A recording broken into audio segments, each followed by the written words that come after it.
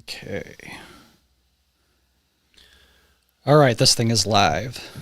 Hey, to whoever is hitting like before the video even starts, that's awesome. Yeah, man. I mean, obviously you're prepared for a good show tonight, and you should be. It's going to be a great show. And you know why that is, Andy? Because wieners. Yeah, that's part of it. It's part of wieners. It's part wieners. Cheers. And part, do you know what March is?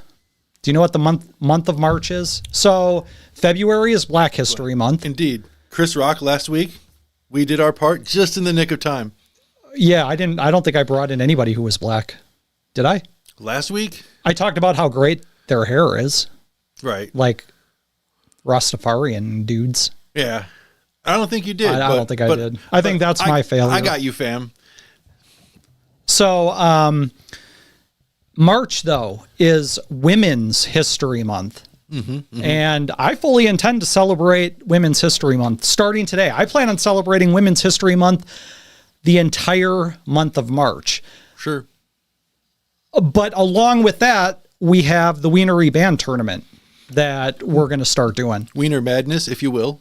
Yeah, so March Wiener Madness. So, yeah, I'm pretty excited.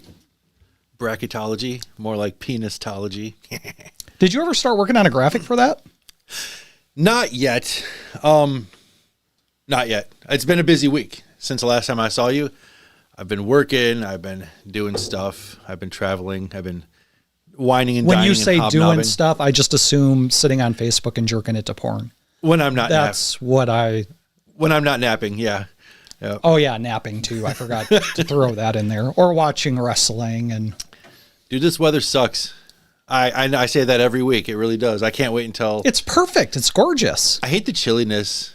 I think I'm getting to an age I think you hate outside. Where I hate chilliness more than cold because it's just more insidious. And at least with cold, you just kind of know what to expect and how to handle it. But chilly just permeates through whatever I'm wearing and just makes my bones feel unhappy. I don't like weather that makes my bones unhappy. I am finally going to take the dive into a project that I've been kicking around in my head for the last year. The problem is it's a business idea. And so anytime you come up, because I come up with 500 business, what I think are decent business ideas. The problem with doing any of them, like Shark Tank worthy ideas? No, probably not that. Okay. Well, this one might be Shark Tank worthy actually, which is why I decided to finally get off my ass and do it. But the problem is you have to be, if you're going to jump into an idea like that, you have to be prepared to be married to it for like the next 2 or 3 years of your life, the next 5 years of your life. If it fails spectacularly, then 2 years, big deal. That's all you got to give to it. But man, to start any kind of business, you have to be ready to just put everything into it. Like I said, you have to be married to it. Yeah. I already have one marriage that sucks a lot of my time and energy. So to take on another one is a pretty big fucking deal. For sure. So this week I have to meet with a bunch of people that I have to talk to who have way more knowledge about the things I need to know about going into it. How much can you tell us about this idea? Well, I mean, it's just I'm not going to say anything about it right now. Yeah. Once I get up and actually start doing shit, that's the thing. I haven't done anything with it yet. So the first stage is to actually see if it's a feasible idea. Is it in the arena of goods or services? Both. Okay. Just very much both. As long as we're a little bit closer, I'll crack the code. But, well, I mean, I'll tell you, it's not that big of a deal.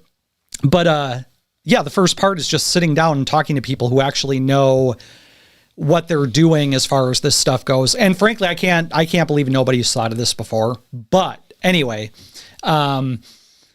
so yeah, that's all I got to do. I got to jump into that. It's just, I'm fucking lazy. That's really all it comes down to. And yeah, I have a lot on my plate. Like I already do a lot of shit that takes up tremendous amounts of time. And that was my excuse for a long time. I'm like, oh, I got too much else on my plate. I'm too busy. What I do takes up maybe 50 hours a week, right? Like altogether. Okay. But then I was thinking, like, peasants used to work from sun up until sundown for enough food to survive the day. The ones that built the pyramids did it while any of them while getting whipped. And I'm just like, obviously the human body is capable of working long hours of the day without even much food. The fact that we only have a 40-hour work week, the fact that that's a standard is such a first world fantasy. It's a first world fantasy that we only have to work 40 hours a week. I don't like the idea of the yellow flag not being within my reach if you're going to go further with this and say that we should be working more. No, I'm saying I should be working more. Okay. Like, I'm not trying to impose that. You definitely should be working more. I guarantee you have 50 hours of some other stuff going on and like maybe 20 hours. Yeah, and that other stuff is triglycerides, apparently, according to my doctor. Yeah. So I think my full-time job is eating crackers and donuts. Yeah, but you don't have a job right now. And that's great. That feels good for about the first year. And then, so I haven't been employed by somebody else. Yeah. Like I've been working for myself now for 4 years, since 2020 or 2021. And it's fun not having a 9 to 5 for, like I said, like the first year. In my case, like the first 6 months. After that, you're bored out of your fucking mind and you have to find something to do or you're just going to eat a bullet. Well, it's trying to find a way to pivot, trying to find a way to take the stuff I've been doing and freshen it up. Because there's still stuff that I'm determined to do, but it's turning into Groundhog's Day. It's been about a year and 2 weeks now that I you got to get that shit done before you go and get a job again. That's the thing. It's turning into Groundhog's Day for sure. Yeah, it's maddening. It starts to really wear on you. I keep reminding myself as soon as I get back to working, I'm going to miss this. I'm going to wish that I had made more of it. Yeah. You know, and that's hindsight's always 20/20. That's why I have this great business idea that I'm probably going to jump into, but man, I don't want to do it just because I know what's going to come with it. Okay, my second question for this business idea, can I be the janitor for it? No. There's no janitor position. Not yet. Maybe there will be eventually. That's what I'm asking. Eventually, will there possibly be a point where you need to manage a janitor? Yeah, I can see that happening. Okay. Yeah, absolutely. Cool. Hey, you know when the last time was that I went an entire year without working? Before you went in the Navy? Yeah, the 90s. Yeah. Yeah. Yep. So, and me too, probably. I've had a job since before I had a job in high school. So yeah, I've been living on my own and working since I moved out. Not working much. I mean, you don't want to do too much. And the retirement age isn't it up to like 67 now or something? I don't even know. It does. I hope you're not counting on it. It's not going to be there for us. So you better be investing in Bitcoin now. That's what I'm being told. So if that's the case, that means I've been working for 25 and I have 25 to go. Gross. Oh God, 50 years? Yeah, about. Oof. Yeah, that sucks. You know who has a lot of opinions about the American dream and all things related to it? My first topic, but I'm not going to go first today. Oh, because are you ready to start the show? Should I hit the theme music here? Sure. Okay. I got the rhyme this week. Got it. All right. Here we go. Welcome to the Mindful 90s Podcast, the only show that revisits every 90s topic from the New World Order and Bill Clinton fans to white man cams and wienery bands. Wow, dude. Welcome. You actually kind of killed that one. Yeah, I did. Well, every time you come in with one now I got to do you one better because... Because the first time you came in with one, I had critiques for it because it wasn't that good. And then the second one that you came in with, before we went on air, I'm like, no, you got to say it this way because otherwise it's not. The cadence isn't. Yeah, there, the cadence is off. Yeah, one of them, I forget which one, didn't rhyme, but it was clever. But you're like, if it rhymes, it's kind of the point. And I'm like, okay, all right. Yeah, it was fine. Anyway, so this week, Wienery bands, the Wienery band competition. So anybody who's watching this, give who you think the wieneriest band of the 1990s is. Put it in the comments or send Andy a Facebook message. Or if you're on Twitter, send me a Twitter DM. Yeah. Our Twitter's very lonely. I don't use Facebook. I use Twitter. My personal Twitter is fine, but our Mindful 90s Twitter is like nothing. There's nothing going on. It's a desert right now. It just hasn't had its moment yet. No, to shine. It will. That's the thing about Twitter. You just interact with other shit, and eventually you grow. Whatever. It'll take time, but it's fine. The feedback that I've been getting so far from listeners and friends of the show for Wienery band stuff has been very, very enjoyable. Most of it I agree with.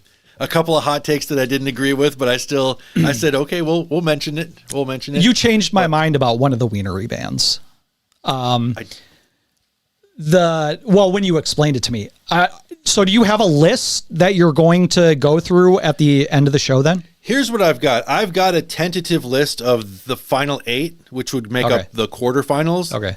But if we'll get the final 8 locked down by the time the show is over tonight. If any fans like overwhelm us with like, oh, you have to add this band, they were just the wieneriest and they weren't previously on our top 8, we might add them. Yeah. You guys could make a difference right now. So, and then we'll do it. We'll talk about it later. Whatever. And I'm not going to get too into it right I also have an honorable mention of 8 that if we were doing 16, they would be the other 8. I'm just going to breeze through them, mention them real quick, why they would be at least in the Sweet 16 of Wieners. Okay. So anyways, yeah, that's later in the show. In the meantime, comment, send a voice message, send a chat. Jump in the chat. Let us know. Okay. But we've already got some really great feedback so far, and I appreciate it a lot. We got a couple Wienery call-ins, too. You want me to play? Should I play one right now? Yeah. I'll do one before I get into my topic. Okay. Favorite Chris Rock skit? Mr. College Graduate. Too smart to remember a good sketch. Hello, Diley. So anyway, my vote for most Wienery band goes to Hanson. The number one criteria for myself is how the lyrics are too forgetful over the repetitious chorus. I had to either change the station, only to find it on that station also. It's the worst. Or completely shut off the radio and wait off the amount of time. Even your favorite comedian, Dennis Leary, had a bit on it. On Hanson? Boppy, yes. I don't remember that. I mean, the song alone seems like a musical version of a Joe Biden speech. Bop, dabba doo bop, no, dabba doo bop, dabba doo. Come on, man.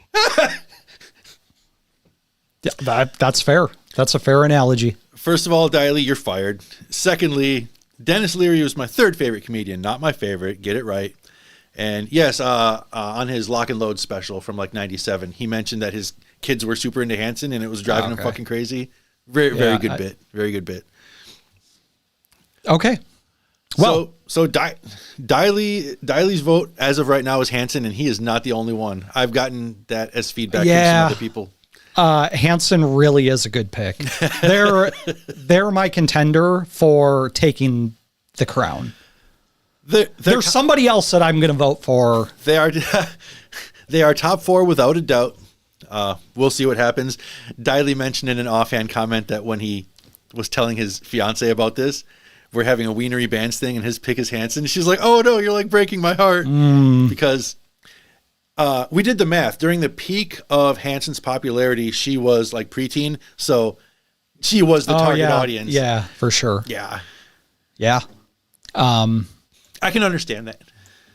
But a wiener's a wiener, so you got to call a ween, or so the saying goes. Man, and like preteen chicks love that stupid shit. I mean, it's pretty astonishing, to be honest. Those boys had pretty hair. Yeah. I mean, and when they were placed on the magazine racks at the grocery stores, they purposely shone the light on that spot to make sure that blonde hair glistened in the light as immaculately as possible. You know how marketing works. I know you know how marketing works. Yeah, of course, but I'm still beelining it for the metal edge. Like, I'm not even paying attention to that stupid shit. You weren't blinded by that light? No, no. We have another call-in. For the Wienery band? Yeah. You know, U2? Not Diley. Technically, they didn't make music in the 90s, but I'll still go with the Beatles because I hate the Beatles. I think his name was Lars from Metallica. I mean, we should do a Wienery musician. I don't like him. I think so too. He would definitely go on the list. When did Limp Bizkit come out? Was that in 2000? People want to jump on that, but you know what? Fuck those people. I like Limp Bizkit. I actually have a Pandora station labeled Limp Bizkit. And I fucking jam in my work truck when I'm done on my way back. Because they got some potty language that I can't listen to while I'm working. So, but on the way back in, I am jamming that biscuit. But yeah, God, the 90s? I don't know if I'm old. I mean, Dwight Yoakam sucked ass. I remember that. I fucking hated him and his stupid yodeling voice. And he was a really shitty actor, too. Was he in movies? A couple. Yeah, Dwight Yoakam. My answer, Dwight Yoakam in U2. Yeah. Both ass. Okay. I can't think of any Dwight Yoakam songs, though. That was from Josh K. Thank you, Josh. I think he might be giving Diley a run for his money. Diley, you're fired, but if you can maybe step it up, leave a message as nice as Josh's was. Did he say that his Limp Bizkit Spotify was called Wienery Metal? No. I'm pretty sure he said that. Yeah, I named it Wienery Metal. It was in the wieneriest metal. It was in between the lines. Dwight Yoakam, by the way, was in Panic Room with Jodie Foster, and he was that in the 90s? I don't think so. That was in the 2000s. I'll look into that later. If it was, it couldn't have been by much. But Sling Blade, he was the bad stepdad guy who was super mean to everybody. Yeah, that was Dwight Yoakam. We have to move on from this pretty soon because we don't want to.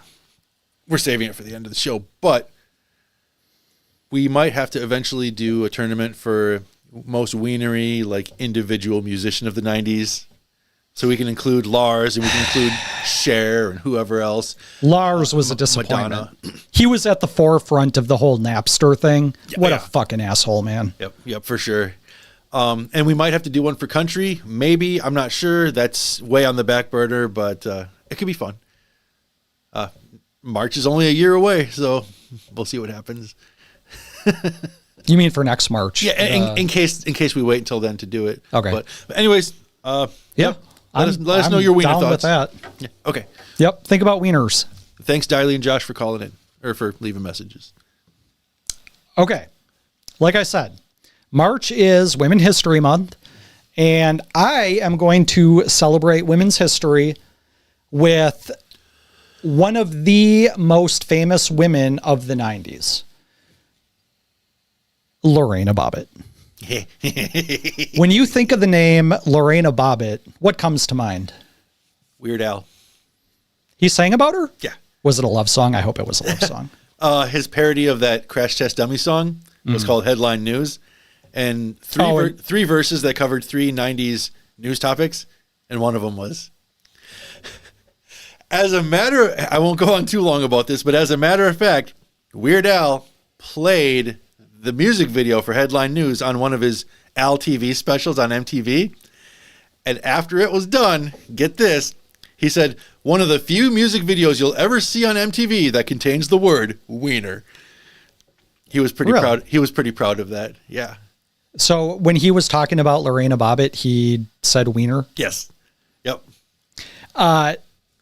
You said you think of Weird Al. When I hear the words Lorena Bobbitt, first my blood runs cold, and I also think of wieners. Because those of you who who didn't live in the 90s and who enjoy this podcast for the historical perspective that the old guys like us can give you. Old fuck. There was an incident, a very disturbing incident for men everywhere, when a woman got so enraged by her husband that she crept into his room while he was sleeping and sliced off his ding dong while he slept. So he woke up to having his dick cut off. He didn't wake up during the act, which baffled me. No, well, I mean, it was he was probably drunk. He was probably drinking too much. Yeah. The guy was a former Marine, okay. John Wayne Bobbitt. I don't know how many Marines you know, but I know a lot of them. And if it's one thing that they all share in common, they're all drunks. And I thought you were going to say trained to sleep through anything. No.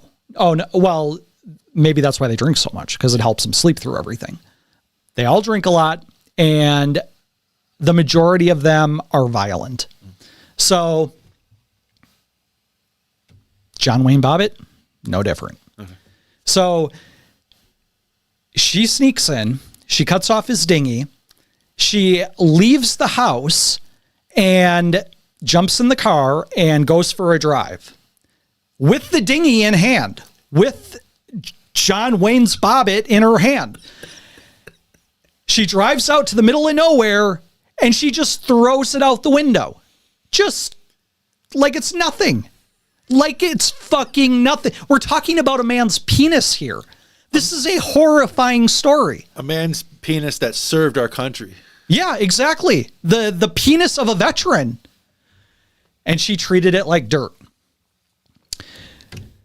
This was the biggest news story for a long time. Do you have the year that it happened? Because my guess is 94. 92? 93. 93. 90. Maybe the court stuff didn't start happening until 94. Did I write that down? Yeah, 93. Yep. Okay. Either way, yeah. Here's the other part of the story that is very interesting for the 90s. Back in the 90s, well, I guess it started back in the 80s. But in the 90s, too, there were the made-for-TV commercials were a very, very, very big thing. Between every commercial break, there was some product that everybody will remember, called the Ginsu knife, that was advertised incessantly. And how did they advertise it? Do you remember those advertisements? It could cut through insane things like stuff made out of metal or whatever. Yeah. Like they would have somebody cutting through a can of tuna, or cutting through a Kevlar. Yeah, or cutting through a shoe. And then they would cut a tomato, and it would be like this perfectly cut tomato. Yeah. Oh, look how easy that slides through a tomato. Just like a penis.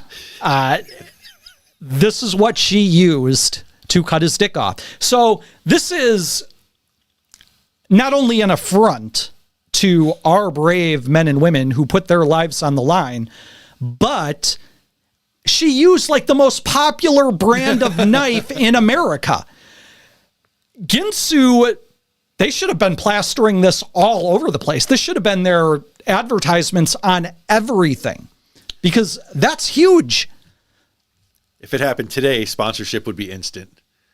Oh, yeah. Oh, yeah. So anyway, what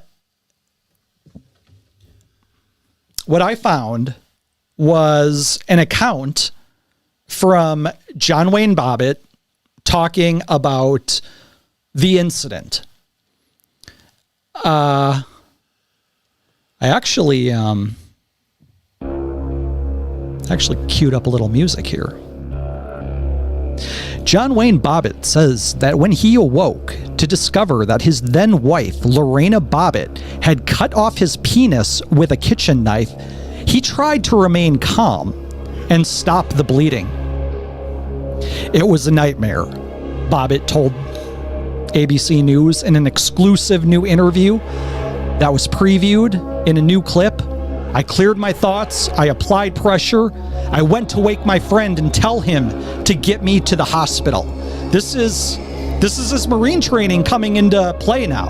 He woke up. He was calm. Would you be calm if you woke up and your dick was gone and you're just covered in blood? I wouldn't be. I don't have that kind of fucking ninja Marine training. I'm not even calm when the smoke alarm goes off. It was the early morning hours of June 23rd, 1993. Lorena Bobbitt, an Ecuadorian immigrant who was 24 years old at the time, had fled their Manassas, Virginia apartment with penis in one hand and knife in the other, gotten into her car and driven off. This is why we need a President Trump to build that wall. How many more Ecuadorian immigrants do we need in this country cutting off the penises of our veterans? Anyway. Round of applause. His friend, who had been staying over, started screaming. He wasn't a Marine, obviously. As soon as he saw the blood everywhere, Bobbitt said, he was going crazy. She cut off your dick. That is horrifying. I can walk in and find my entire family murdered in the most brutal possible ways and not think anything of it. I wake up and I'm missing a dick? I'm gonna fucking freak out. This is horrifying. Anyway. So yeah, he goes on to the hospital, blah, blah, blah, blah, blah. That's basically the story. It's a nightmare, he said. A nightmare. But he handled it well. Yeah. He did all right.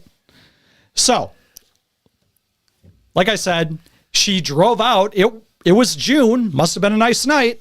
Right. So she went out for a little drive through it. I remember on the news the hunt that took place for the penis. Okay. Where everybody went out and they were searching frantically for it. They arrested Lorena. She couldn't remember where she threw it. She had like a rough idea, but she was probably just too enraged. In a blind rage. Yeah, completely. And completely crazed. And they did find it, though. They found it. He went into surgery. Manhood hunt. After 9 hours, they reattached it. They actually reattached his dick. I didn't even know you could do that. I thought it was gone. I thought it was like cutting off a finger. After 9 hours of it not being on ice and probably covered in dirt from the field or ditch. Well, the surgery took 9 hours. I don't know how long it took for them to find it, but it couldn't have been longer than 12 hours. Isn't 12 hours like the max for rescuing body parts? I don't know. I think there's a number. There's a time limit to it, for sure. These are the details that the Saturday Night Live skits didn't go into. Look, this whole thing is just too horrifying. I don't really want to know those details. I don't want my wife knowing how long she can hide my dick and still have it reattached at some point. That is absolutely horrifying to me. This whole thing is horrifying to me. I brought it in for Women's History Month because this speaks to the absolute insanity that rage can induce in a woman. This is not something a man would ever do to another man. This could only be done by a very angry woman. So this whole thing goes to court. What do you think her reasons are for this? Or maybe you know. Oh, he insisted on sex more often than what she was comfortable with. Something like that. That was part of it. Yeah. She said rape. He would rape her. Okay. And the other thing was that he beat her all the time. Okay. So, yeah. Okay. That's enough to make someone a little mad. Little miffed. Yeah, but there's a lot of women that get beat up all the time and don't cut off their husband's penises. I mean, she went the extra mile. It's if they gave out like medals for rage that women exhibit, she's like the gold medal winner. She wins. She absolutely nailed it. So the court, it turns into a big court case. Ultimately, she gets found not guilty by reason of temporary insanity. Okay. So nothing happens. Lorena Bobbitt goes on to found some violence against women, some domestic violence organization.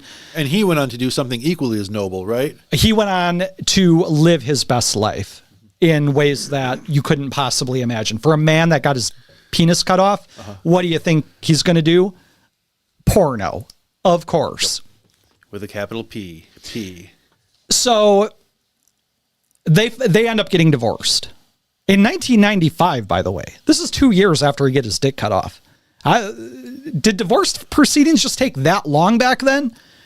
You'd think they would have expedited it because of the circumstances. Or was he just like, well, maybe we can make up. Maybe we can patch things up.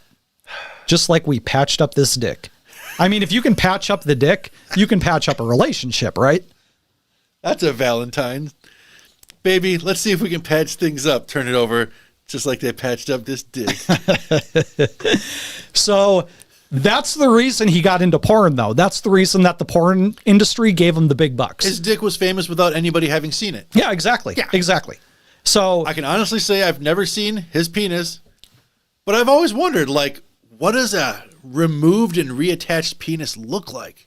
I never wondered enough to actually look, but I'm gonna not pirate the pornos and watch them. I just want to see his dick. Like, I don't even care about the porn. I just want to see his dick. He did 2 of them. So I think it was 95, he did one called John Wayne Bobbitt's Uncut. And then the other one was called Frankenpenis. So maybe it does look a little wonky. I don't know. I have to know now. So anyway, he... does it groan? Oh, there's our... oh, yeah. Our Facebook thing. Yeah, this is the thumbnail for this episode that you're watching right now. Which apparently didn't work on Facebook. Yeah. Is that what you said? Facebook exploded yesterday and everything's still not back to normal 100% because when I posted this, the preview wasn't there. But this is what you should have seen. Anyway. So here's one of his actresses. This woman's name is Jasmine Aloha. I thought you were about to say, so this is Lorena Bobbitt. No, this is one of the actresses. I forgot to put Lorena's Bobbitt, her picture in the slideshow here. Mm-hmm. For whatever reason, I just got distracted by these cans, I guess. Fair there's enough. That. And then this woman here, Veronica Brazil, she plays Lorena Bobbitt in John Wayne Bobbitt Uncut. Okay. And the thing is, when he did Frankenpenis 2 years later, both of these women came back for their respective roles. So apparently they were good. So, yeah. So John Wayne Bobbitt, the story of John Wayne Bobbitt, the story of a woman's wrath on a level that is not... We hear stories of women who suffer postpartum depression, and it gets so bad that they'll like drown all their kids in a bathtub and stuff like that. We've heard those stories before. And, you know, it's kind of like, yeah, kids are annoying, you know, like you can empathize with that, right? You can empathize with drowning your kids. Any parent can empathize with that. You're like, yeah, I wish I could drown my kids sometimes. Cutting off somebody's penis, that is next level. That's next level. So I don't think anybody thought reattaching it would work. You know what I mean? I don't know. I gotta see it in action now. Now I have to watch the porno and see if it actually, does it look good? Does it look fine? Is it sturdy? Does it got the girth? You mentioned during the Tanya Harding episode that back in those days, you go to an adult party store, they were VHSs that were, if they weren't for rent, they were for sale for like $100. Yeah. I wonder if this one was like went for even more than the Tonya Harding one. I wonder if this one was like 120, you know? So when did the Tonya Harding one come out? 94 or 95? Something. So it was right around the same time. Maybe like a year later, yeah. Yeah, and that was awful, by the way. Right. Like I said in the podcast, that was the biggest piece of shit ever made. This is professional grade. These movies have IMDb's. Right. So this is high quality shit. Right, right. And those pictures that you showed of the actresses, were those shots from those films? I don't think so. I just pulled them off the internet. Oh, okay. Just curious. Well, I mean, yeah, that one probably wasn't, but the other one I thought. But yeah, I mean, good for Johnny. I mean, whatever makes him happy. What better way to get back at your Dick Slicin' Ninja Turtle wife than using that same dick to go after these girls here? I bet he sent her a copy. I would have sent her a copy of the movie, just out of spite. Anyway, so that's what I got. Lorena Bobbitt, the number one woman of the 90s, as far as I'm concerned. The one who deserves the top spot and deserves to be brought in first for Women's History. For honoring 90s women for Women's History Month. Yep. Gotcha. Right on. Ooh. I don't even know how to chime in. The whole, you're right that the whole thing is absolutely terrifying. Yeah, it is. What can you really say about it? Right. It's brain breaking. It really is. Yeah. I don't know. John handled it like a champ. I can recall at least one Saturday Night Live skit where it was Daily Affirmation with Stuart Smalley, portrayed by Al Franken, and it was when Rosie O'Donnell hosted, and she was Lorena Bobbitt. And Mike Myers was John Bobbitt, and Stuart Smalley was just like, and how did that make you feel, John? And he's like, well, it hurt a lot. And because Stuart Smalley is trying to keep everything very, what's the word I'm looking for? Very soft and communicative and very just like positive. He's like, perhaps we could try an exercise where you try apologizing to the penis. And yeah, it went how you expected it to go. Pretty funny skit. Rosie O'Donnell hosted. That would have been 94 probably. Season 19. Musical guest was James Taylor. For some weird reason, I remember this shit. It might actually be in this book. Anywho, you know who else hosted Saturday Night Live? No. A guy who happens to be... I shouldn't have said it that way. I should have said, you know who hosted the very first Saturday Night Live? Yes. Okay. George Carlin. A guy who happens to be, drum roll please, for those who didn't already totally know, is my favorite comedian of all time. Chris Rock is my favorite living comedian, but my favorite comedian of all time, George Carlin. Here's the funny thing about that, though. Even though I knew of him vaguely, I knew he was a comic. I knew he was good. I knew a lot of people liked him. I knew he did the 7 words that the FCC doesn't like. Because let's be honest, he really wasn't a great comic until the latter years of his life. I don't know what to say to that. What I do want to say, though, is I didn't really discover what he was all about and like really listen to more than just bits and pieces until 1999. I'm probably in a minority of people who, well, maybe not. A minority of Carlin fans? I was going to say of people who officially became a big fan 1999 or later. But maybe I'm not. I think everybody who talks about Carlin and writes about Carlin and says he's the greatest comic of all time are only the people who only know him from that late. From the last 4 or 5 specials? You think so? Yes. Have you seen, like, how many of his specials have you seen? He did 14 of them. Yeah. For HBO.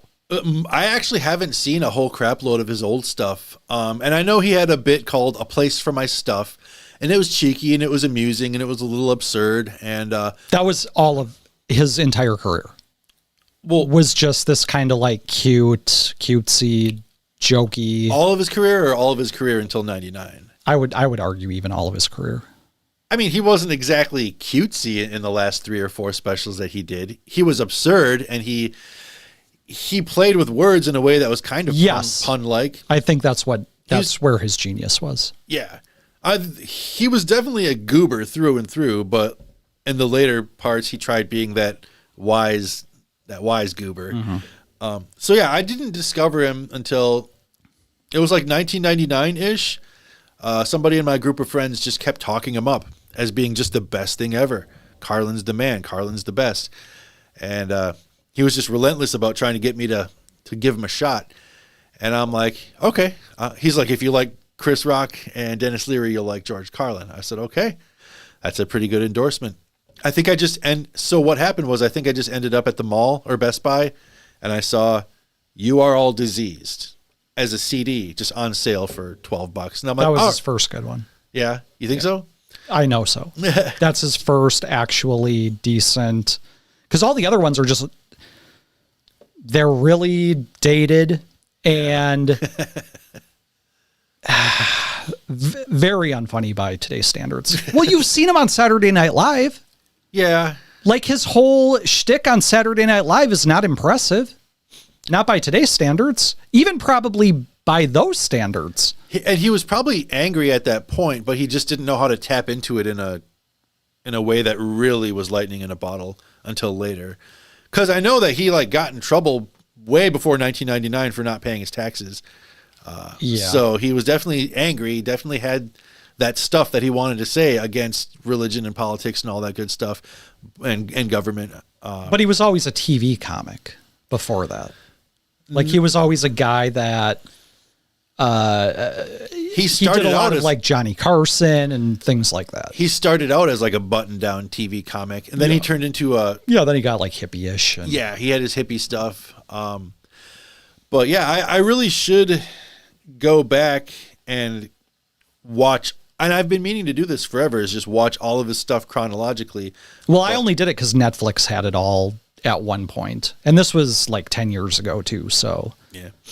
But I'm still willing to say he's my favorite comedian of all time, just because You Are All Diseased, Complaints and Grievances, Life is Worth Losing, and It's Bad for You.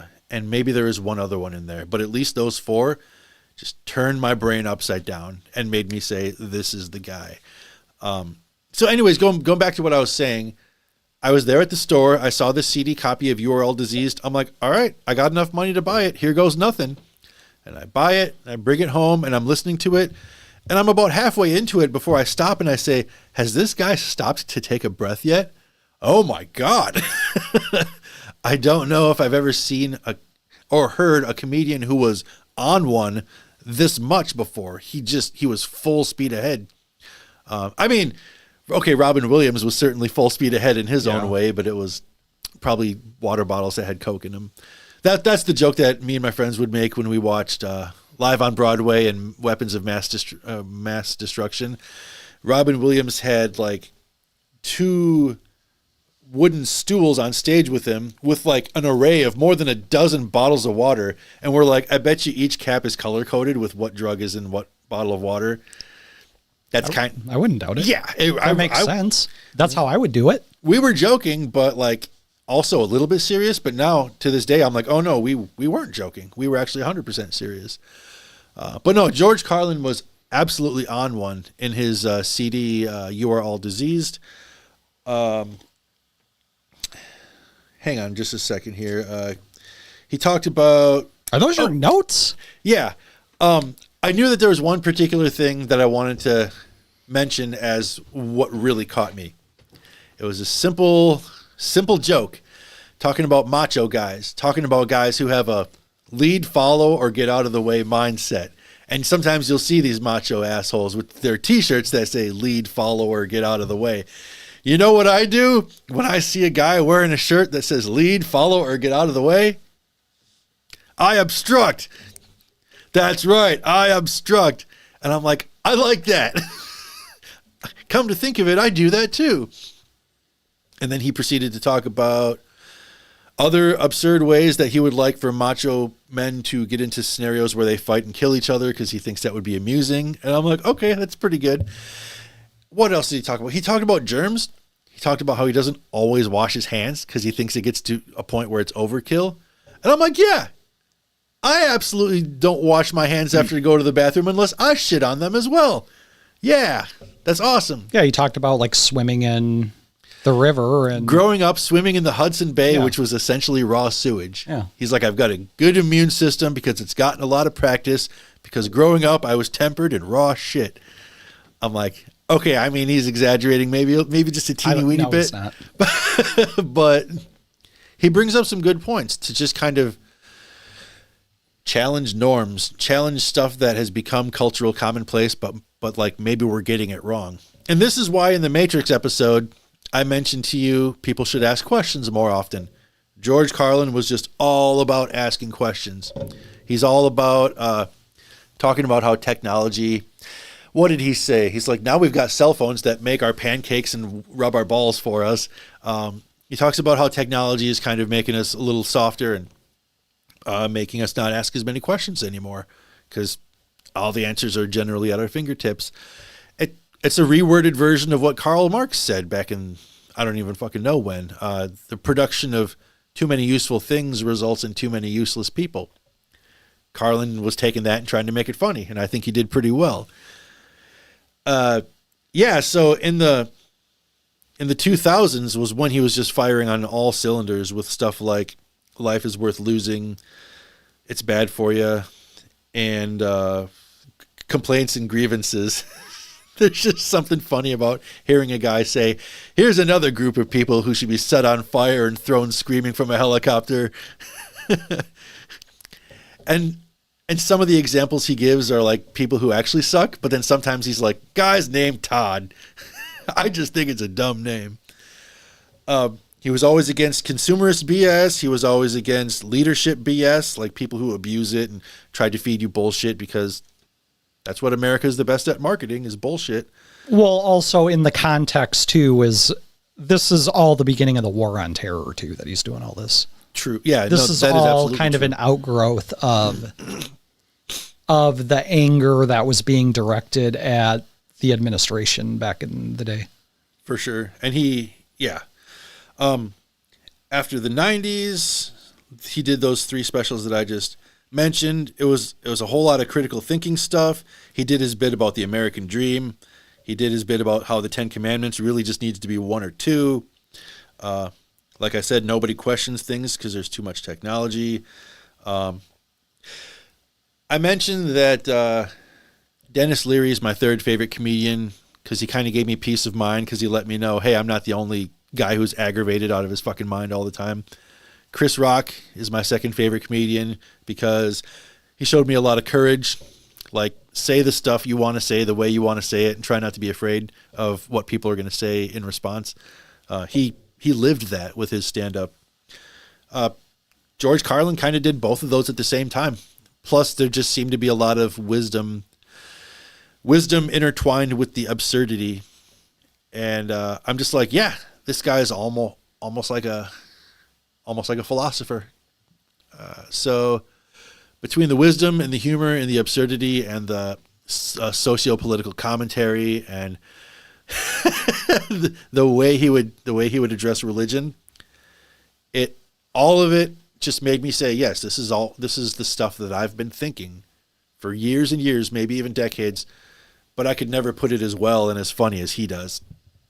So he kind of he had 80 years to do it. Yeah, he died at 71. When he was your age, he wasn't doing it very good either. Right.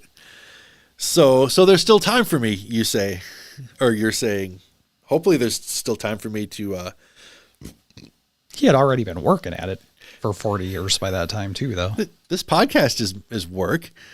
I know I'm not a stand-up comedian, but in my own way, I've wanted to continue Carlin for a long time. In fact, when I discovered him in 99, that was an entire quarter of a century ago. And to some degree, I've wanted to do what he does ever since then. And I still do, but I have to balance ideas of wanting to be the next Carlin with being myself. I'm still trying to figure out how to do that. And 8 years ago, I did that podcast called Pod Snappers. I did that for a year. I did about 54 episodes. That was 8 years ago? That was 8 years ago. Out of 52, 54 episodes, you were on 10, give or take? I don't know. Probably about 10. That was fun. Certainly glad I did it, but after a year, I'm like, this was good, but this was really just, I felt like it was practice for whatever I do next. And now I'm doing this. This was next? So you're only doing something every 8 years or what? Kind of. For the last 8 years, you got to do better than that if you're going to be the next Carlin. Carlin was on his shit. He was always doing something. I mean, I shit on his stand-up back then, but he was doing it. I do have something in the works for another podcast that I might be doing by the end of this year. I'm not going to talk too much about it because I don't want to jinx it, but it would be even more Carlin-esque than what we're doing now. Socio-political commentary, but trying to be funny about it. More on that later. My issue is, even though I want to be the next Carlin, I keep forgetting to be funny about it because it's really hard to remember to make socio-political commentary and try to be philosophic about stuff while also remembering to be funny. I don't think it's hard at all. Just don't get mad about it. If you reach a place where you're not being aggravated or angry about that kind of shit, then it's easy to be funny about it. What I was going to say was I discovered Carlin in 99. The very next year I became an adult. Ever since I became an adult, I've kind of had to look out for myself like a lot. I mean, with the help of my friends. Yeah, that's being an adult. My friends help me out a lot, but hey, man, some adults have a lot of family support. And that was never the case with me. So it kind of made me feel like I had to be extra hyper vigilant. I've used this phrase before, kind of feeling like I'm walking a tightrope with no net.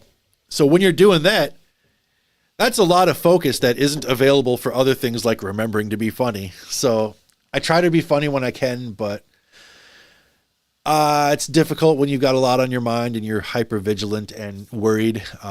But it's just about focus. It's just about what you're focusing your mind on. Well, here's the thing. I moved back to my hometown 6 months ago, and ever since then, I've been steadily in the process of feeling better, feeling like maybe I can be a little bit funnier and more creative with projects, and that's why, like I said, by the end of this year, I plan on launching another one. It won't be live because I want to curate it. You know, if George Carlin is able to do an entire hour-long comedy routine without stopping to even take a breath, that means that it was curated and he took the time to memorize it like really well. All stand-up that makes it to a special is heavily curated. Well, yeah. When you see Chris Rock's... But how do they curate it, though? Going on tour. Yes. In other words, they stand in front of a lot of people and let them curate the material. But that's not what you're talking about. You're talking about just curating it the way you want it before you present it to all the people. So it's backwards. But it's a backwards form of curation. It's a different form of curation for sure. Backwards, maybe. I'll figure out a way to get feedback. But either way, I want to make sure that that what I say is calculated to be the way I want to say it. It's a different form of mindfulness, right? This podcast is trying to make me stop and take a deep breath and restart and maybe get back on track with figuring out how to pick up where I left off with trying to be like Carlin. That's really the point I'm trying to drive home, I think. Doing this pod is me trying to be mindful. It's me trying to, you're my co-host because when I forget to be funny, maybe you'll remember to be funny. No, I'm never funny.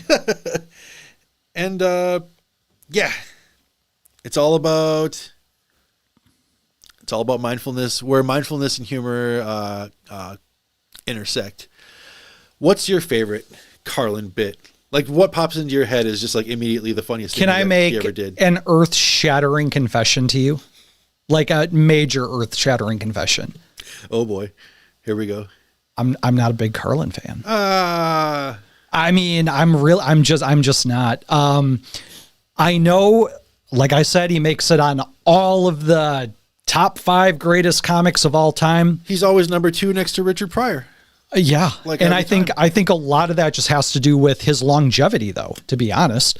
I think he's been in the game for a really long time, and he had a great final run in his life. But yeah, I don't know that he would even make it into my top 10, to be honest. Of favorites of all time, though, I don't know. A large portion of his material in the later decade and a half that he was doing it was about anti-authority stuff. Yeah.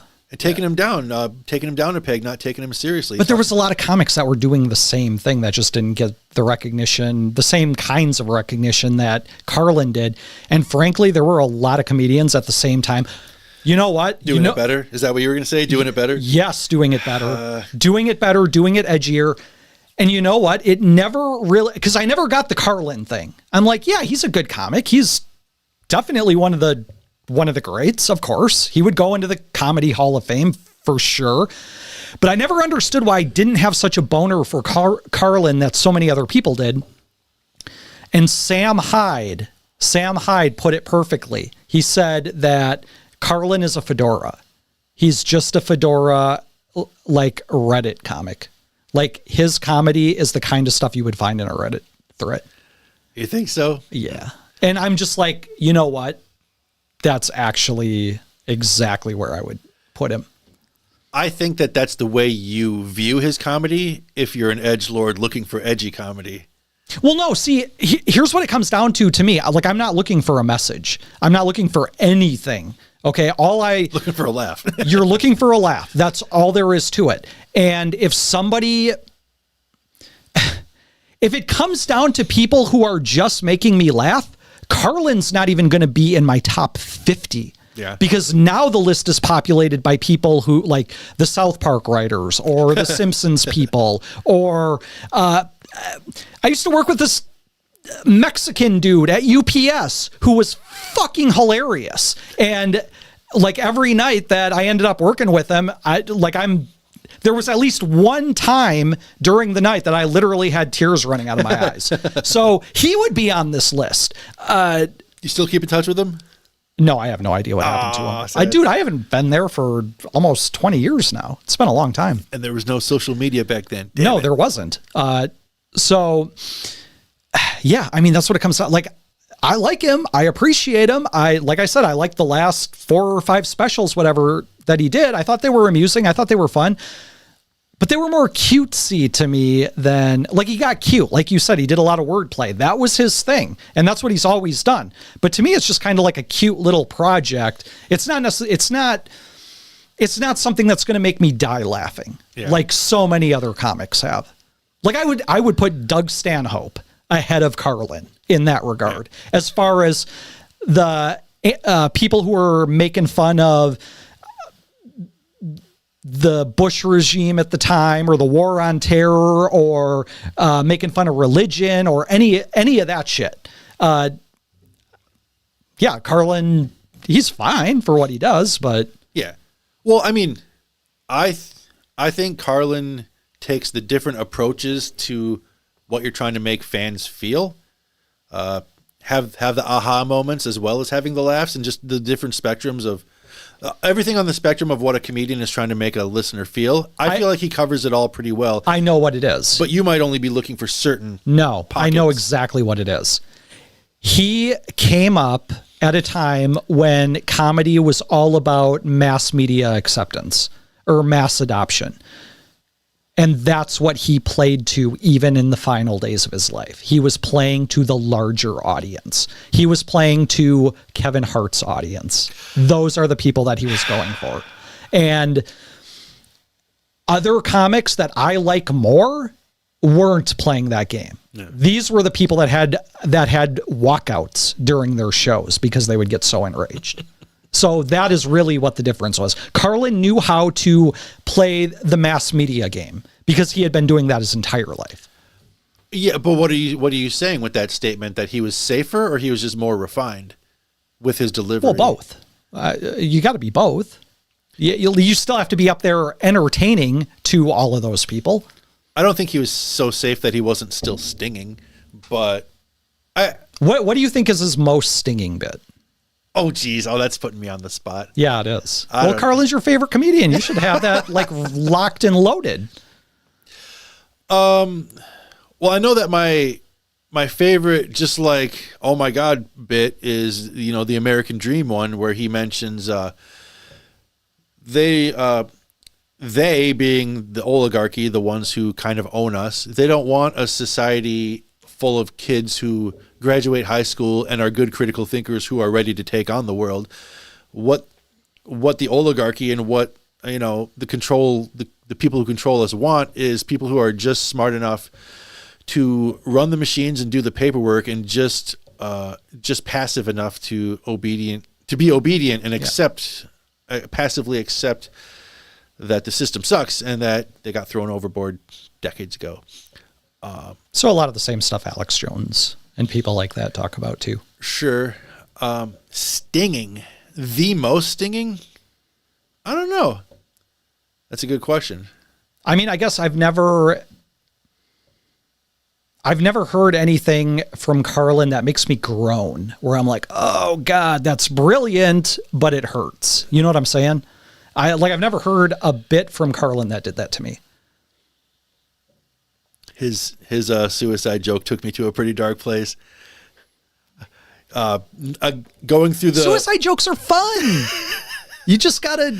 I don't hate them as much as I used to, that's for sure. But he goes through the headspace of a guy who's getting ready to do it, but starts to realize, oh man, this is a lot of work. Do I really want to go through with this?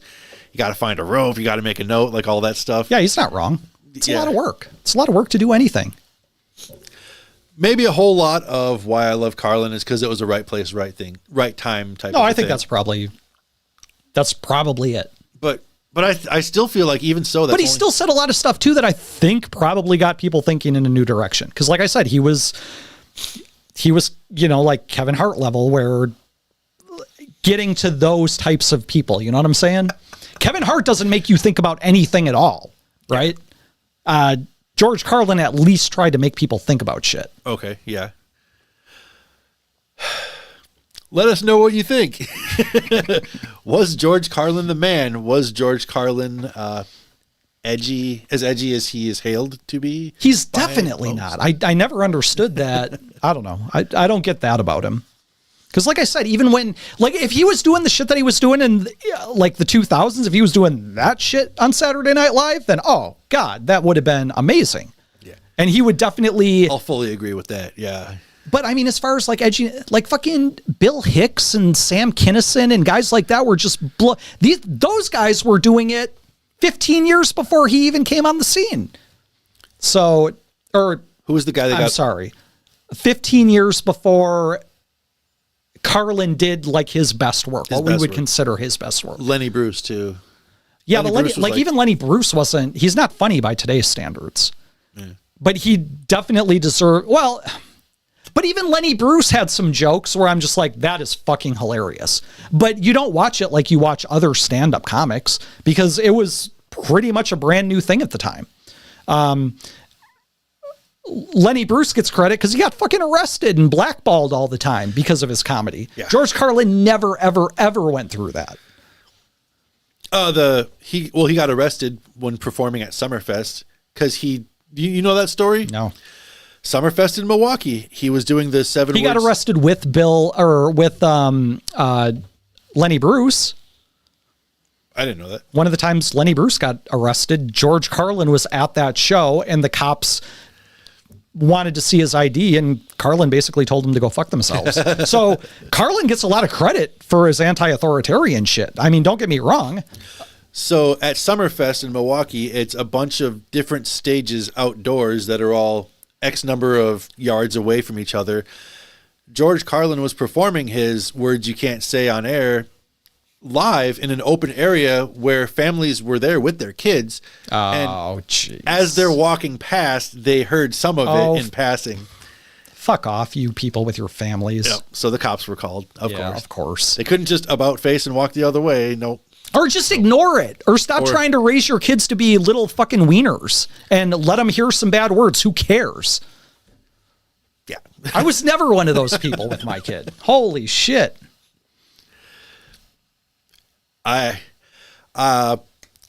have no ending to this topic, so I will give you a small bow. Why am I getting a small bow? Oh, that's how Carlin ended one of his bits one time. He's like, this joke has no real ending, so I'll give you a small bow. I thought you were bowing to me because my points about Carlin not being as great as you're saying that he is were just so amazing. That'll give you something to turn over in your head tonight while you're laying in bed. Carlin was great because he mixed everything. He mixed asking questions, making observations, being wise, being funny. He just did a little bit of everything. Yeah, he was a great performer. I don't know. I just thought he was the man. And like I said, Dennis Leary, Chris Rock, George Carlin, all these guys just deciding that these guys were my favorites was a no-brainer because I just had that moment where I'm like, they are saying all the stuff that I've always thought. And that's it. That's all I really need to be like, yep. I mean, you know what I mean? And I'm taking it from a different approach. I am always living to learn something from the next thing and not somebody who is like, oh man, Bill Hicks was so great because he hit me in the late 90s. He was already dead by that time, by the time I had heard anything from him. But yeah, he really opened my eyes to a new way of looking at the world. And that may be true, but at the same time, I just, like, I'm always looking for the next one. Sure. Yeah. It's all about timing.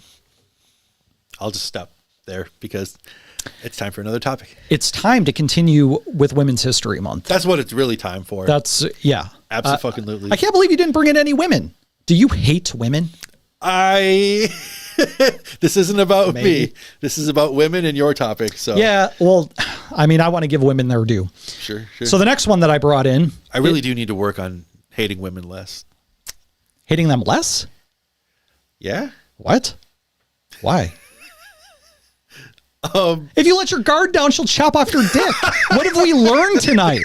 Have we not learned anything? Okay, pause that thought until we hear what you have to say about this other historical woman from the 90s.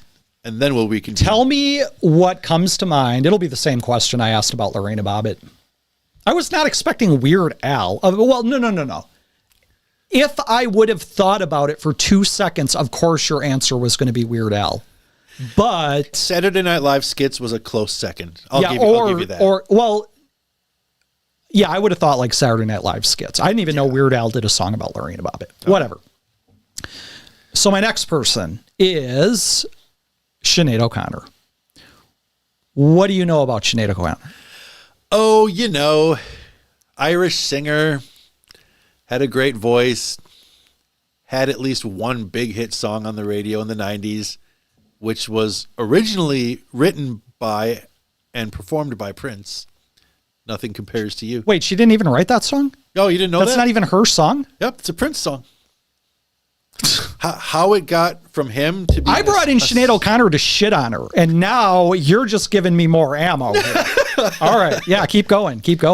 And I can faintly remember this one other thing where, I don't know, she was on live television and she ripped up a picture of the Pope and yelled, fight the real enemy. Yeah. And then the audience didn't applaud.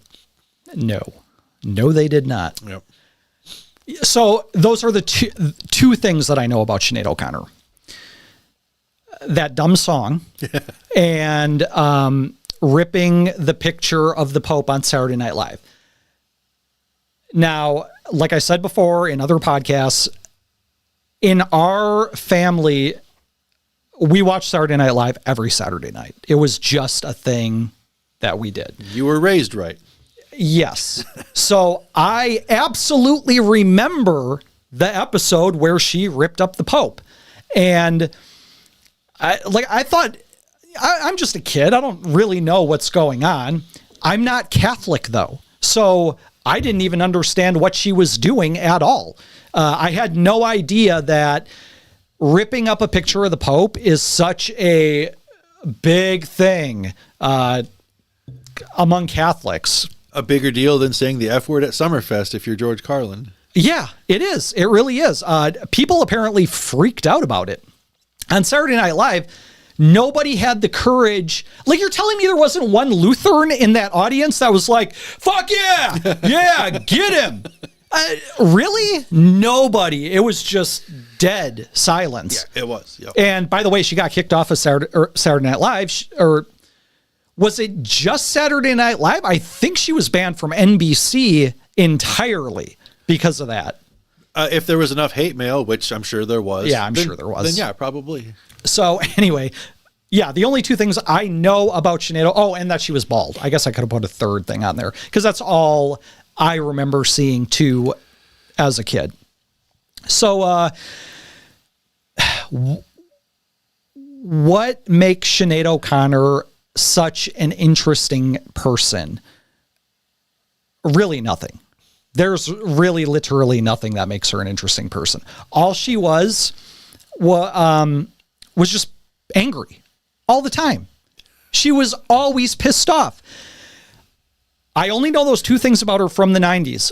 When social media came around, every once in a while she would pop up with some cause that she's supporting or something that she's bitching about. I was going to mention. And that is all I had ever heard of Sinead O'Connor outside of the song and the Pope thing.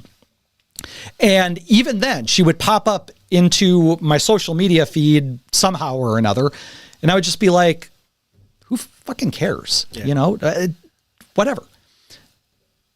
She is just somebody who is just mad about everything all the time. That is why she has her head shaved. She has her head shaved because she's protesting traditional femininity.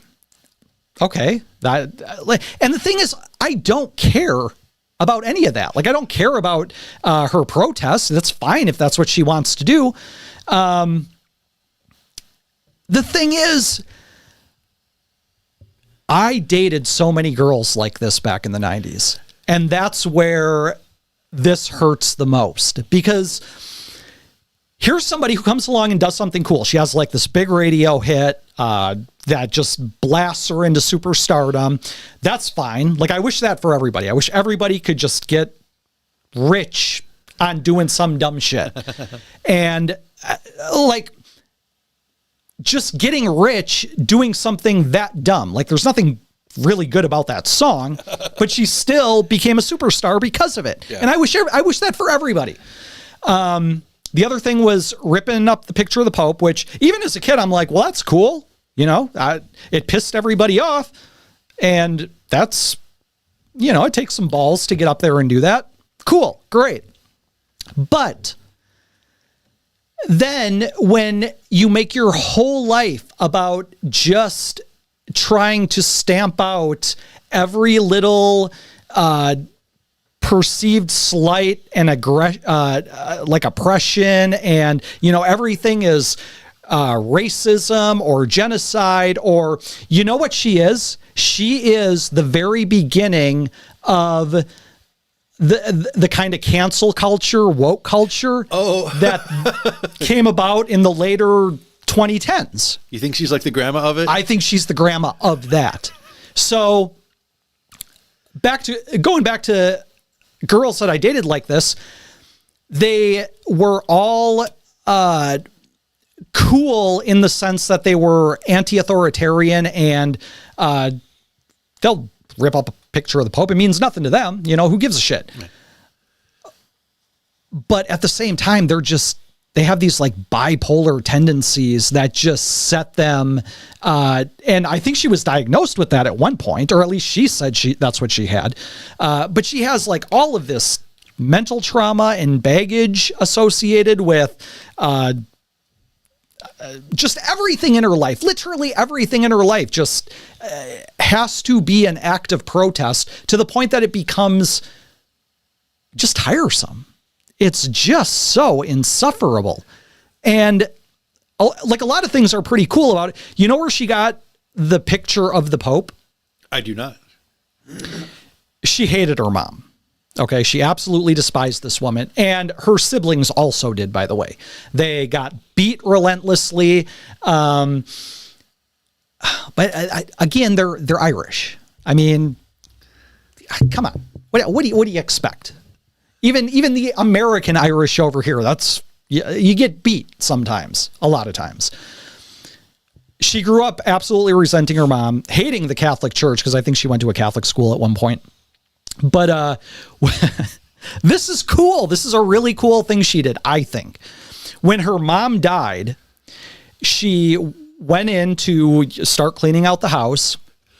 Her mom had this picture of the Pope above her bed, that it was like one of the most prized things in her mom's life. And she decided right then and there, she took the picture and she's like, I'm going to destroy this. I'm not sure how, but when the time comes, I'm going to know. And that was the picture that she ripped up on Saturday Night Live. I did not know that later. This was an absolute act of pissing on her mom's grave, in essence, which is cool, which is really awesome. That's kind of cool. Yeah. But then when you just get into fights all the time and you say, did you know she was supposed to be on Saturday Night Live before the Pope thing?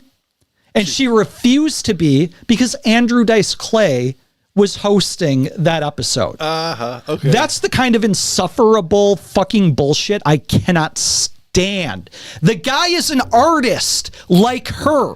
Right. Okay. And she's trying to say, well, your art is too offensive and too edgy for me. Fuck you, Sinead O'Connor. So here's just this perpetually angry woman. This never ends, by the way. She died in 2023 at the age of 56 because she's angry all the time. And that's what happens when you just are nothing but angry and insufferable all the time. Honestly, I feel like that's probably why Carlin died at 71. He made it to 71 though because he was funny. He had 3 heart attacks before he finally got taken by one. 71 is still on the young side, but yeah. Yeah, I mean it kind of, but he did a lot of drugs and stuff too. Yeah, true. He did a lot of coke. But I feel like all the ranting and raving and being pissed off might have been a contributing factor. But anyways. Well, but here's the problem that I have with it. So her whole life is getting into fights with people, and like I said, the coolest thing was ripping up the Pope's picture. Like, that's awesome.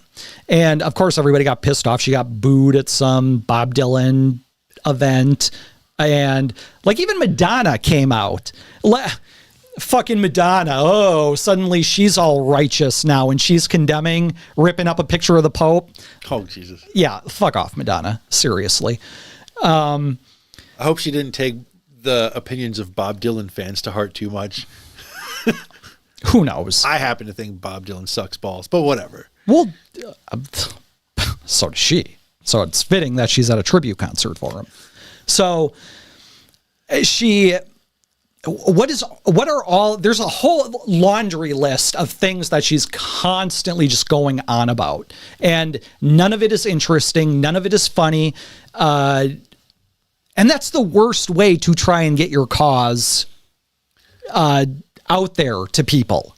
That just being angry and insufferable all the time does not work. So at one point she changes her name. I don't even remember what she changed it to, like Magda David or something like that. Okay. Why do you think she changed her name? Think of the most idiotic reason, and that's probably why. Because she switched religions? She did that like 5 times. Okay. That's one thing, but that's not why she changed her name. To shed her patriarchal slave name. Okay. Okay, I wouldn't have guessed that. Yeah, it's too dumb. It's too idiotic for even moderately intelligent people to come up with on their own. It's so dumb. So, yeah, she changes her name. She gets into some spat with Miley Cyrus. Remember when Miley Cyrus did the Wrecking Ball thing? Yeah. Yep. That became a big thing, and Miley Cyrus basically told her to fuck off. This is her whole life. It finally comes to an end at age 56, and Let's be honest. That was the best thing for her. What's she going to do? She's just going to be angry for the next 20 years of her life. So, yeah. The grandmother of cancel culture or woke culture, whatever you want to call it. She spearheaded all of that. And that's it. That's her legacy. It's good to stand for something. Is it, though? Is it really that great? It's good to stand for something. I generally frown upon being insufferable, but... well, can you name one thing that she stood for? Besides hating the Catholic Church? Which is fine. Everybody hates the Catholic Church. It's not... She's Irish. Half the Irish population hates the Catholic Church. Hang on. Are you looking up her causes? How Sinead O'Connor became one of hip-hop's most revered... What's the date on that? Is that right after she died? Sinead O'Connor shaved, what is it, Public Enemy's logo into her head to try to help support them when they were being canceled by whoever. I don't know the whole story. I don't want to dig it up right now because we're in the middle of being live, but I might look that up later, get some details, and bring it up at the top of the next show. She did at least one cool thing. Well, she did a couple. She ripped up the picture of the Pope. She did at least one cool thing besides that, yeah. And the whole story about how she got the picture was really cool. That's pretty dope as well. But you're saying all of that is being outweighed and overshadowed by okay. You're basically proving my point. The answer is no. You can't say one thing that she took a stand for. Even the Public Enemy thing you had to look up. Like, you don't know the details about it. I didn't know the details. I never knew about it until she passed away, and then everyone was talking about her for like a whole week. Right. So until that point, I didn't know about this cool thing that had happened many decades prior. So sure. So even then, it's not something that you... My point is, she can rant and rave on social media all day long and throughout her career and talk about how racist the music industry is and all this other shit. And literally nothing got through to anybody. Nobody gave a fuck. And that is what she left behind. All of that anger, all of that insufferable pearl clutching and bullshit did nothing. It never got to the level she wanted it to get to because she didn't complain funny. That's what it was. She didn't do something, but... No, that's it. She didn't complain funny. That was her problem. And that's the thing. I brought her in because she is another one of those people that is going to be revered by everybody because she's dead. But that's the only reason. She didn't do anything else. And she checks a lot of the boxes for what Americans look for in a hero. Like what? Being angry. Yeah, the one box. She is the Karen of all Karens.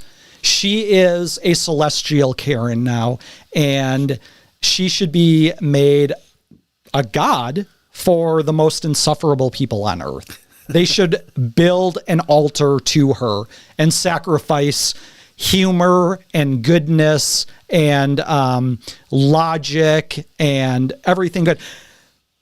The worst thing about people, and she has all kinds of problems. She doesn't have her own shit together.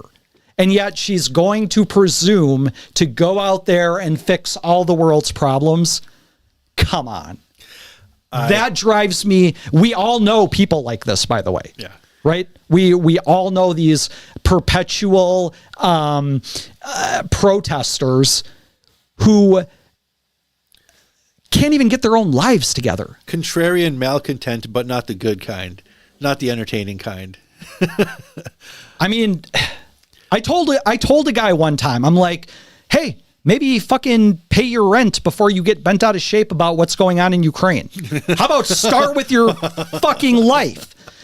Everybody has all of these opinions about everything that's going on in the world, and a fraction of the population can even get along in their own life. It's so, and she was one of them. It starts at home. Not to tell you how to do your job, but if you're going to complain about Sinead O'Connor this month, yes, you better bring in Madonna too. I'm going to be mad if you don't. Why? Madonna stunk up the 90s. You kidding me? She was nothing but annoying in the 90s. Well, I mean, she bitched about, I guess she bitched about Sinead O'Connor ripping up the Pope picture. I don't know what else she did, though. Look up the stuff she did on Letterman in the 90s. The stuff on Letterman? Yeah. Yeah, I guess I just didn't. The only thing I know about Madonna is she did a shitty movie and she came out with a book that she was naked in. I might bring her in as... If you don't bring her in for one of your women. I was going to say, she's not on my list of women. If you don't bring her in by the second to last episode of March, I'll bring her in. No, bring her in. Of March. Just bring her in. Okay, you can have her. I'll right on. Anything in the chat?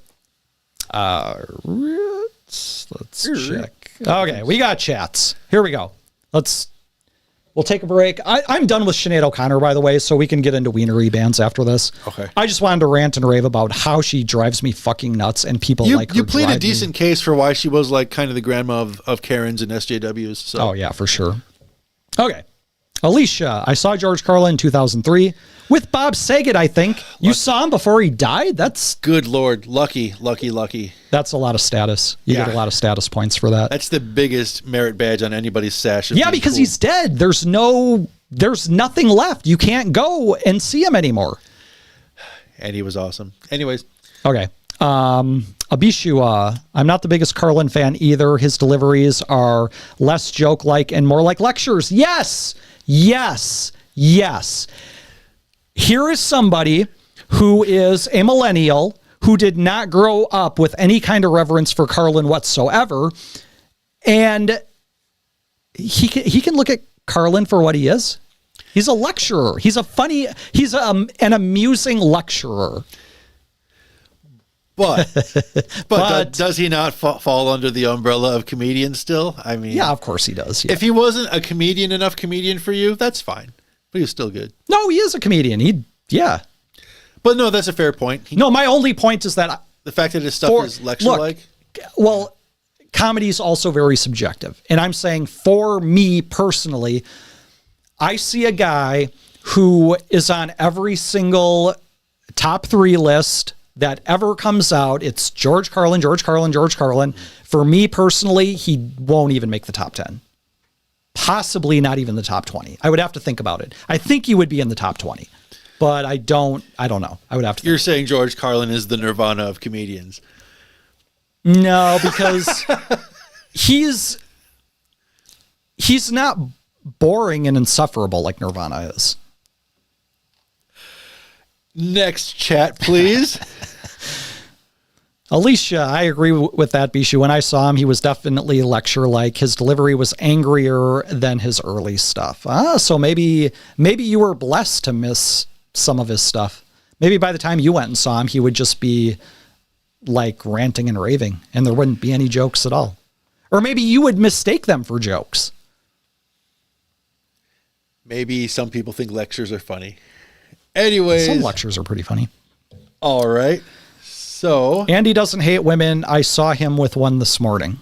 Because it's Women's History Month. Yes. Yeah. He was celebrating women's history with a woman friend. Yes, indeed. Well, I wish she was your girlfriend.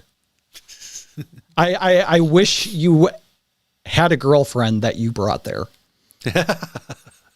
Because Rosalind told me about it, and I'm like, with a girl. And I'm thinking, well, it makes sense that he would take, like if he was meeting a girl for a date, it would make sense that he would take her to the place that you guys went because you have some kind of status there.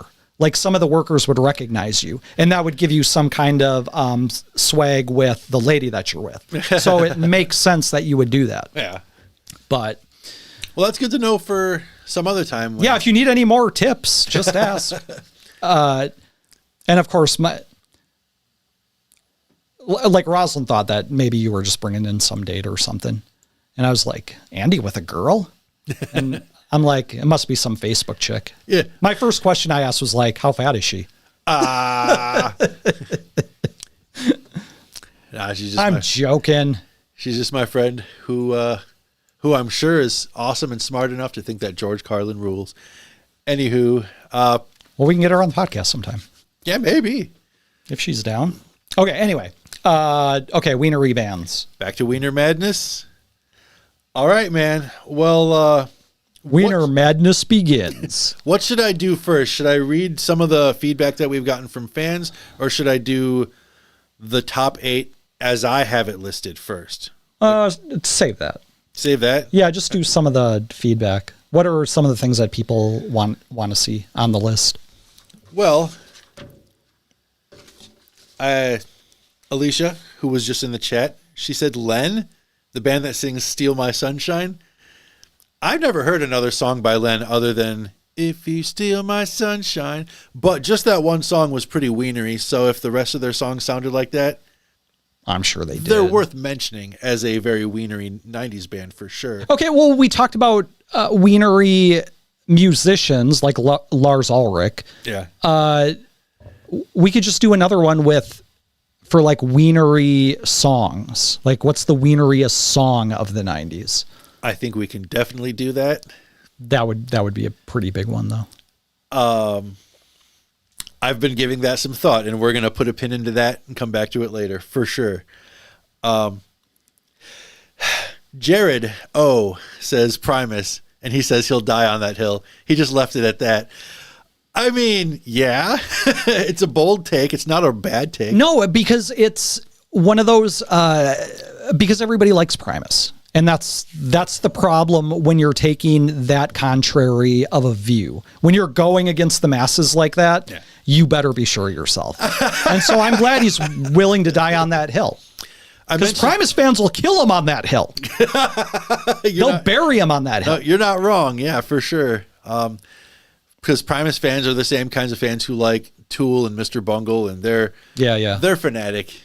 I didn't like Primus either until I saw him live, though. Yeah. I never liked Primus but it was only seeing them live where I'm like, holy shit, these guys are way fucking better than I ever gave them credit for. Yeah. My process of being a Primus fan has been very up and down, or more gradual than anything, but yeah, they're weird. I mentioned on last week's episode, there's a certain kind of horseshoe theory that applies to some wiener bands where you can be aware of your own wieneriness and the fact that you're doing it as part of your performance art, but then sometimes you overdo it to the point where it goes back to being genuinely pretentiously wienery again. I feel like Primus might be kind of guilty of that. I think they might overdo it a little bit. That's fair. Brian B., good old B-boy Brian, the guy who does the theme song for this show. He says Bush. Everything's Zen. Machine Head, Calm Down, Glycerin. I can see it. I get it. Mostly because the way he explained it is just the British accent mixed with the fact that he just seems very look at me and how pretty I am kind of thing.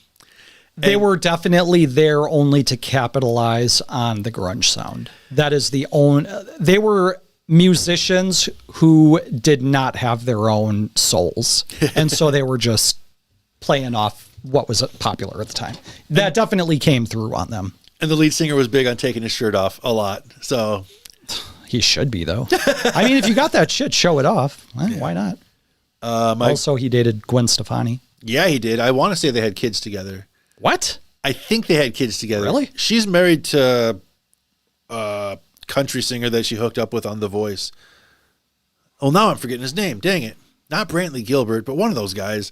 Help me out in the chat here, please. And I think she might have had kids with him too. But no, I'm like 99% sure she had kids with Gavin Rossdale. So a Gavin Gwen kid is a beautiful kid. Probably a beautiful kid. Good fucking looking kid. Brett Hopgood said Ween. I think that was a lazy answer. I think he just said that because last week I wore a Ween shirt. But Ween's pretty wienery. You can't say they're not. So they It's get in the name. They get an honorable mention. Carissa says REM. I almost mentioned them for the list. Almost. I remember my first exposure to REM was the video for Losing My Religion, where Michael Stipe was doing some kind of weird interpretive dance stuff. And as like an 11-year-old... Was that a 90s song? Like right around 90, 91, yeah. Okay, I thought they were earlier 80s. So here was going to be my argument for REM. They've been putting out albums since about 80. Yeah. Yeah. So everything about REM that I knew as a kid was music that I heard on the college station. And this is like in the 80s. They were a really big college band.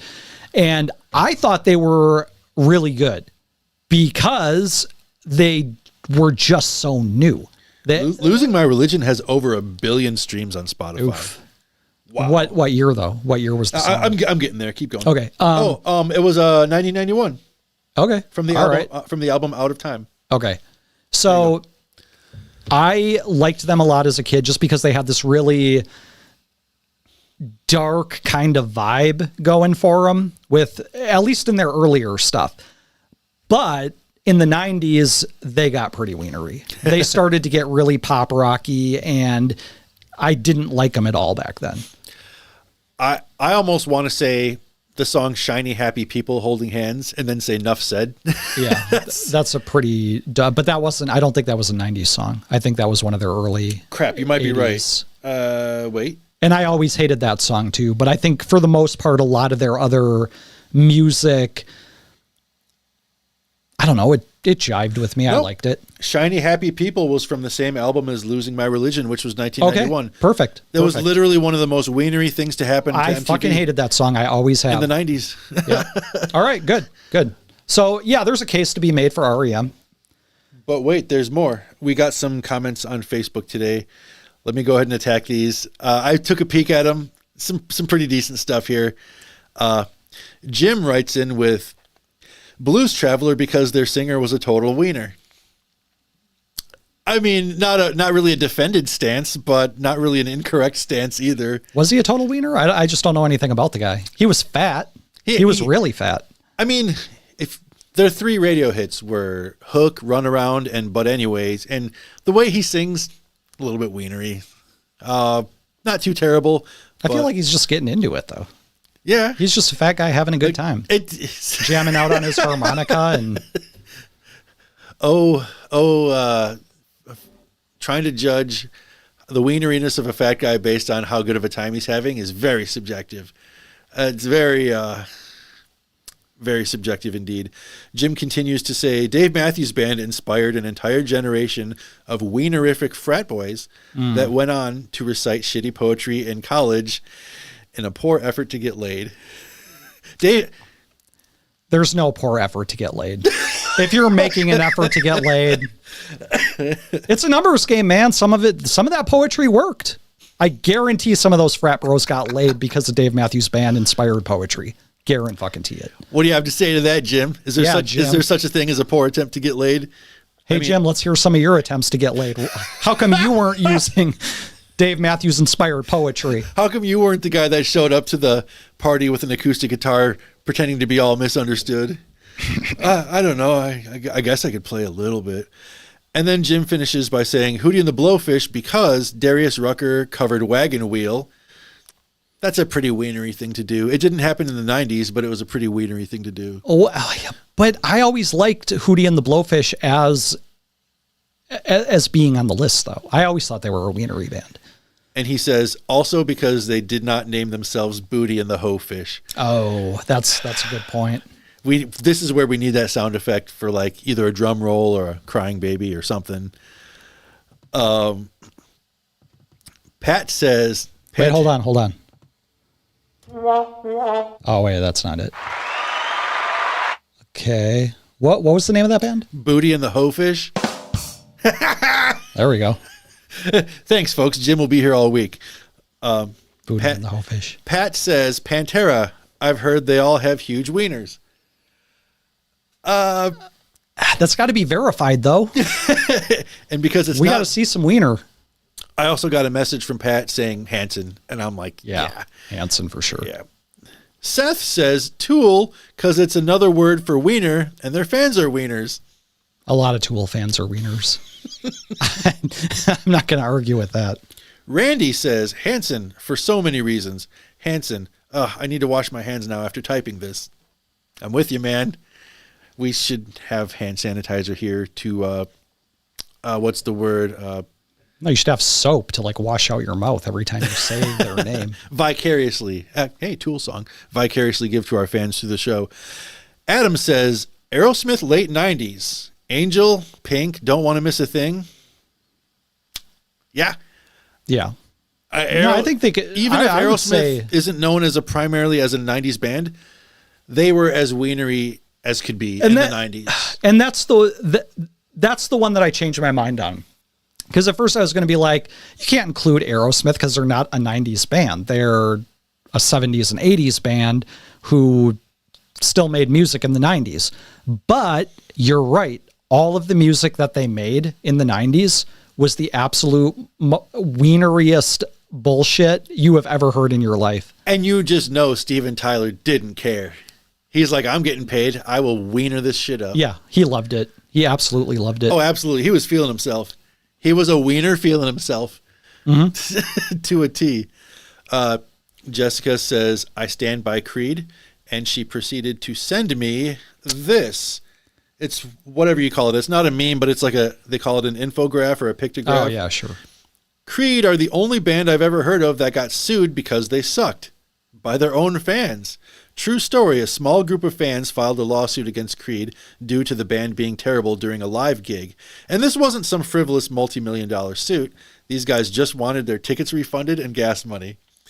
As a side note, Kid Rock has stated a few times that the only thing he really regrets is the fact that he appears in a groupie sex tape alongside Scott Stapp from Creed. That kind of says something, doesn't it? On a whole, Creed are also responsible for opening the door for a ton of other like-minded poop stain bands, like everyone's favorite, Nickelback. Yeah. So that's a really, really fucking good case for Creed. Yeah, I'm not opposed to having Creed on the list. They're top 4. They gotta be. Something would be wrong. Do you have them on the list? Yes. Okay. Yeah. Good. And Kevin also said Creed. Their singer is a complete wiener. And so we got Creed and Hanson for sure. Yeah, I think they're like Bulls and Lakers right now, basically. Okay. I know that's not real March Madness, but whatever. Amy, and last but not least, Amy says, and I had Tool, easily, so overrated. Oh, that's 2 for Tool. All the songs sound very similar. I just don't see the talent. Ooh. Yikes. Their fan base sucks and they suck. Ooh, those are some heated words. Dang. That's one of my favorite bands. I feel personally attacked here. I guess that's what I get for shitting on Nirvana. A couple people got into a little squabble in the comments section over Blues Traveler. Apparently that one... Good. Fight. Fight for your wiener band. Adam says, Jim is a wiener for trash-talking Blues Traveler. Ooh, yes. Them's fighting words. Perfect. Jim says, Blues Traveler, more like Blues Wienerer, am I right? To which Adam promptly replied, I'll fight you in the parking lot. Jim says, we talking about a wiener fight? If you want to see Adam and Jim wiener fight in the parking lot, please smash that subscribe button and let us know. That's the only way we can know is if you subscribe.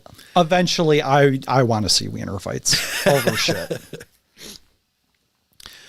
We can't. I want to be walking through the grocery store and just have some random blue-haired chick slap me across the face for what I said about Sinead O'Connor. That is my dream. At that moment, I'm going to be like, damn. What's your list? What do you got? I've got it broken down as follows. I've got Hanson versus U2. Hanson's was voted for by at least 3 people. Diley, Sarah, Pat. U2, which is Josh called in earlier, saying U2. I've had a couple other people mention U2 pretty high in their rankings. So I got Hanson versus U2, Nirvana versus Smashing Pumpkins. Because, I mean, the battle of alt rock and grunge, like wieners. I've got. By the way, I made Andy put Nirvana on the list. Corey threatened to quit if I didn't, and I'm like, all right, dude. Yeah, we'll put fucking Nirvana on the list. It's, yeah. Anyway, we'll argue about all this shit later. I'm gonna save my ammunition for that. I don't want you coming in prepared. Limp Bizkit versus Creed. That's like the late '90s, beginning of nu metal, modern rock turning into nu metal kind of fight there. We've had a lot of people rallying for Creed. Jeff, Jessica, Lydia. And Aerosmith versus Oasis. By the way, yeah, Tegan, who helped me out a lot. He did almost as many episodes of my last podcast as you did. He said Oasis. He thinks that the vocal delivery is wienery. The two brothers bickering within the band is pretty fucking wienery, and I gotta agree with him. Oasis has their share of claim to wienery band of the 90s. Okay, so read them all through again. Aerosmith, Oasis, Creed, Limp Bizkit, Nirvana, Smashing Pumpkins, Hanson, U2. Okay, so the only one that I thought deserved to be on that list was Matchbox 20. I would be perfectly happy to switch out U2 for Matchbox 20. Okay, cool. Matchbox 20 and Hootie and the Blowfish, I'm very, very surprised that I didn't get more feedback from people on those. I think the only person that mentioned Hootie was Jim. Nobody mentioned Matchbox 20. He's a good songwriter and the music was sound, but the vocal delivery just through and through was very wiener-tastic. Rob Thomas? Think about Push. Think about, I wonder what it's like to be a big fucking wiener. Yeah.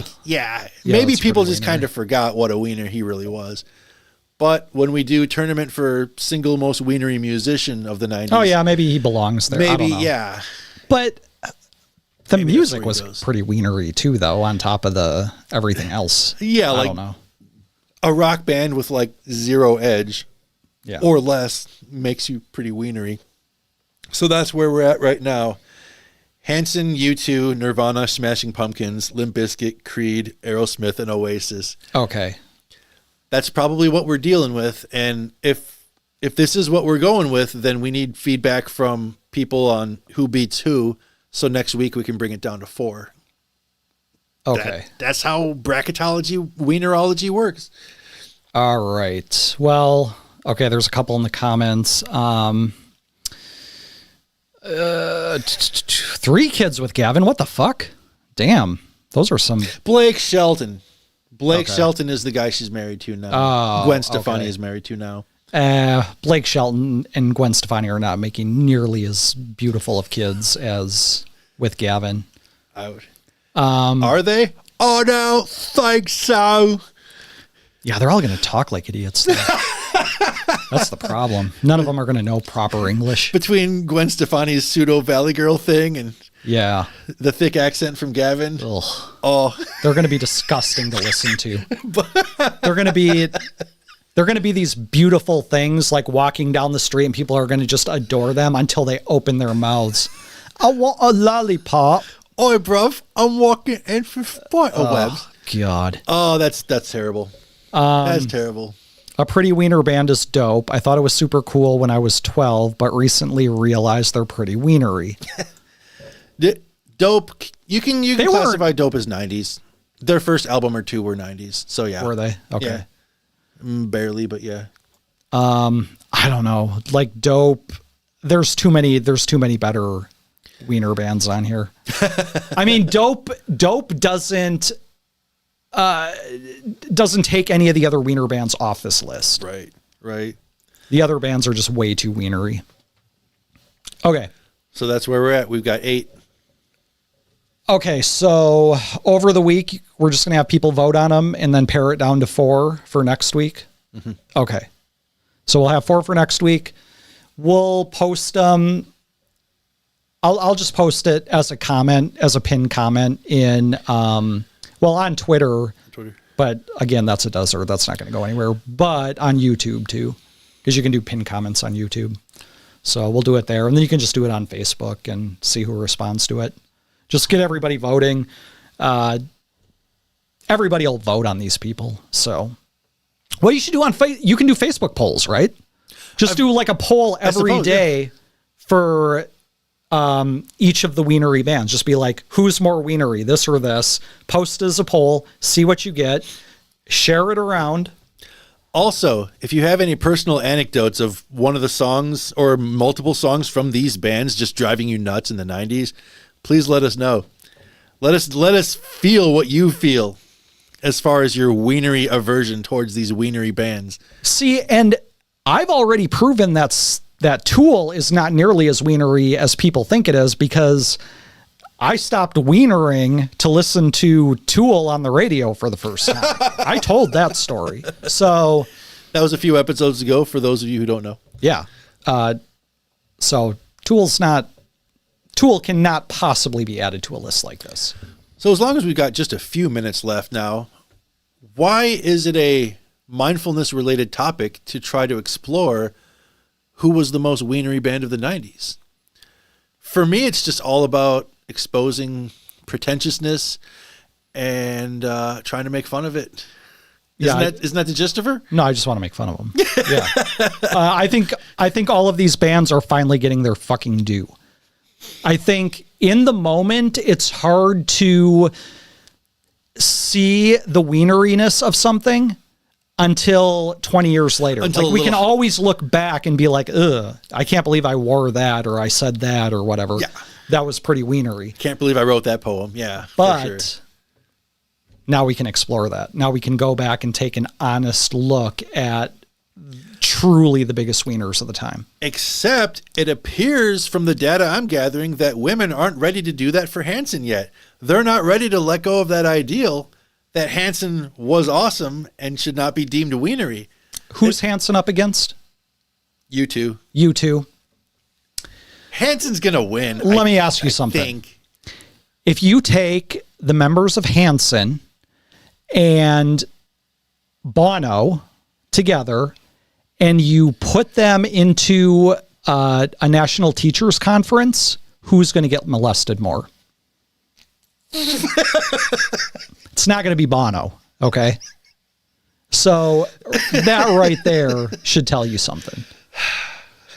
What does it tell us? All right, on that note, and here we go. Thanks, everybody, for watching. Thanks for tuning into or chiming in on the chats. Absolutely. Don't forget to go and vote for the most wienery band of the 90s. We'll have all that shit up. Like the Facebook page, like the Twitter. Like and subscribe. Thanks for watching. We'll do it again next week. If you guys are here to do this stuff, we'll keep doing this stuff. Yep. All right. Thanks again. See everybody next week. Later.